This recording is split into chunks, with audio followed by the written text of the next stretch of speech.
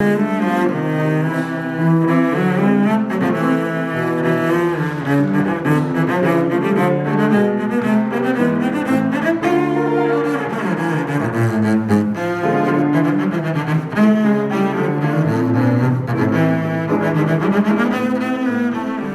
Aidan. Hello. Okay, so today's your recital, yes? No. All right, well, thanks. Yes, it is. My dad put it well this morning at breakfast. He was like, this is the culmination of, all these years of practice, which is like 12-ish, but who's counting? It feels weird to be like one step away from finishing my undergrad and having a bachelor's in music. It kind of flew by just because like the first year was COVID, so I didn't really get any of that experience. And this last year was interesting but difficult because Jory, that same teacher, took the year off, and I worked with one of his colleagues at the LA Phil, Aidan Neuman, who has been such an inspiration and has really been like a big brother to me. He sort of influenced various ways on excerpts, and I feel like I can talk to him sort of about anything. He's just been absolutely wonderful. So I'm really excited for both of them to be here today, and so I can kind of show like, here's everything I've done in the past, while. But as far as the recital goes, I'm feeling very good. Currently feeling calm, but anxious. The potential energy is really there. So I feel like as we get closer and closer, it's going to build up. But I practiced this morning for about an hour, warmed up, played through some of the more difficult passages, played through them slowly, worked out some startings, some endings. I'm excited to just get on stage and play all the music.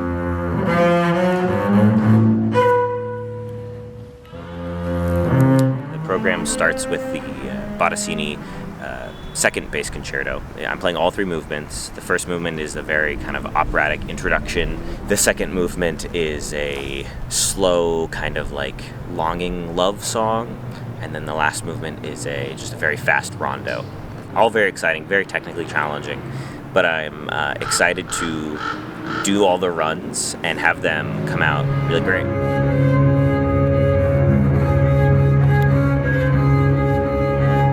The second piece on the program is a piece called Marrow by John Green, written in 2012. It's very modern, very contemporary, utilizes harmonics on the bass. I'll actually be playing Aidan Neuman's bass for this one because it's in a different tuning, and tuning your instrument, changing the tuning of your instrument in the middle of a recital is not a very good idea.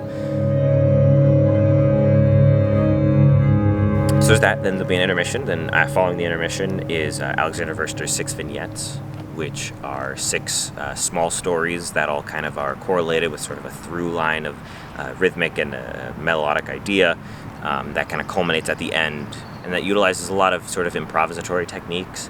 There's a small little pizzicato jazz-esque section. Then following that is a piece written by Frank Proto and John Chenault called Mingus Live in the Underworld, where it'll be myself, while a good friend of mine will be narrating the piece as well. Then the final piece on the program is Appalachia Waltz by Mark O'Connor, arranged by Edgar Meyer, and I will be performing that with my 2 really good friends, Scott Johnson on violin and Alec Glass on cello. It's not a very exciting end, but it's a really nice bookend to a very long story. I think ending your recital with a hard and virtuosic piece is sort of asking for trouble, because the recital's over and people should feel as though they have some kind of closure, like it's the end of a story. Yeah, so it should be cool.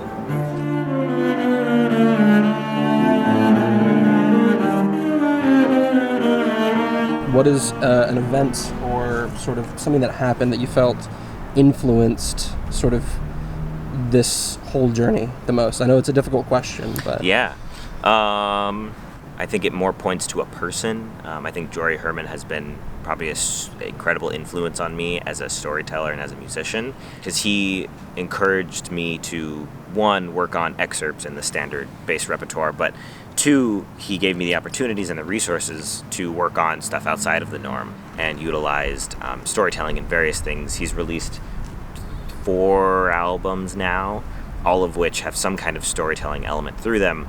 I believe his fourth one, the most recent one, is completely bass and narration focused, and that was a huge inspiration for me to just like continue to tell stories through them, because I love Bach and I love playing Bach and I love playing excerpts, but when you show up to a recital, it's like, okay, they're playing Bach and now they're playing their showpiece and now they're playing like something else, and it's fine. But I wanted not just to show like, here's what I've prepared, I'm ready for my degree, but also I wanted the audience to enjoy it, because it's exciting for me to play. I wanted to play something that I really loved, and yeah, so this is that. So obviously there's a lot of instruments to choose from, and I know that that's a choice that you made long, long ago, Mm-hmm. but what is it about the bass that you love so much, and that what makes you want to keep doing this? Yeah, I could play everything on the bass. I could play some of the lowest notes on the piano while also playing up in violin register. No other instrument can really do that.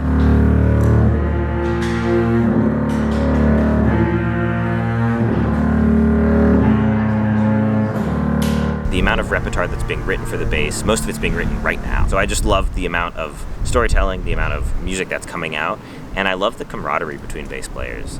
There's a thing called the International Society of Bassists, which is this collection of bassists all around the world, and they meet every year, and it's just, every time I meet another bass player, they're always so excited to talk about nerd stuff. I remember having a conversation with one of my other teachers for like an hour about tailpieces, and it's like, who cares?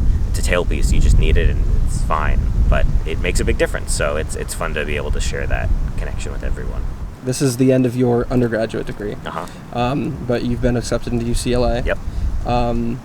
Congratulations. Thank you. What are you hoping for this next chapter? This is the ending of a first chapter. What are you hoping that you will get in your master's and beyond? Yeah, so I'll be going to UCLA in the fall, and I'll be studying with Chris Hanulek, who's the principal bass of the LA Phil, and is usually stand partners with Kaylin Deckman, my current teacher, and is a colleague of Jory Herman. Jory Herman's also in the Phil. So together, like, all three of them have sort of like, here's how the LA Phil works, so it's kind of cool to have that inside scoop. But to really answer your question, my hope is to just get another perspective on playing bass and really hone my craft in.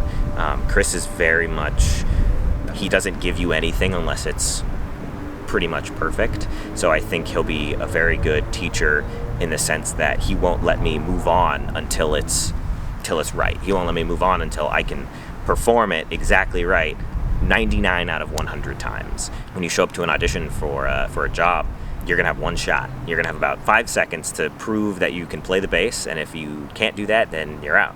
My dream is to be in a big orchestra like the LA Phil or New York or Chicago or Cleveland or something like that. That's what it takes, is being able to convey musical abilities and show what you can do. Okay, and finally, to send us off, do you have a joke? Ooh, a joke. That's a good one. We'll go with this one. What's the difference between firewood and a viola? What's the difference?